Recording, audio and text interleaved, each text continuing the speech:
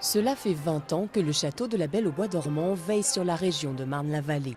Depuis 1992, Disney a investi 7 milliards d'euros dans le centre urbain du Val d'Europe, qui regroupe les 5 communes autour du parc Disneyland Paris. C'est 10 fois plus que l'État sur la même période. Résultat, la petite ville de Bailly-Romainvilliers, à quelques kilomètres du parc, est passée de 600 à 8000 habitants en 20 ans. Le territoire du Val d'Europe, et singulièrement Bailly-Romainvilliers, a pu se doter d'équipements publics de qualité, d'un mode d'aménagement urbain très qualitatif aussi, il fait bon vivre, il y a des espaces verts, c'est agréable, l'architecture est travaillée. Au Val d'Europe, on construit à tour de bras. Des hôtels, des bureaux, un hôpital, une université, mais aussi des magasins et des centres de conférences, le tout desservi par des gares TGV et RER.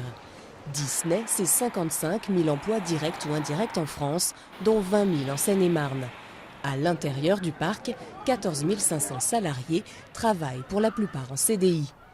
Un tableau qui ressemble un peu trop au conte de fées, selon les syndicats de Disneyland, qui se sont récemment mis en grève et réclament une augmentation de salaire. Il reste en net pour un jeune 1 100 € pour vivre.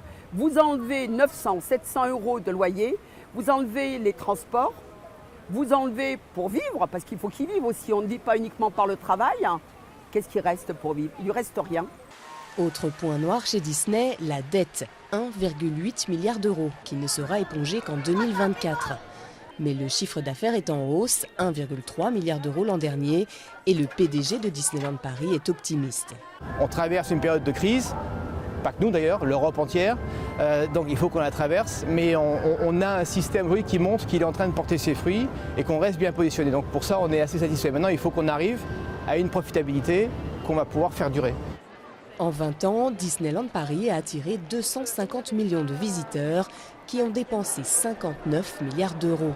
C'est 6% des recettes en devises du tourisme en France.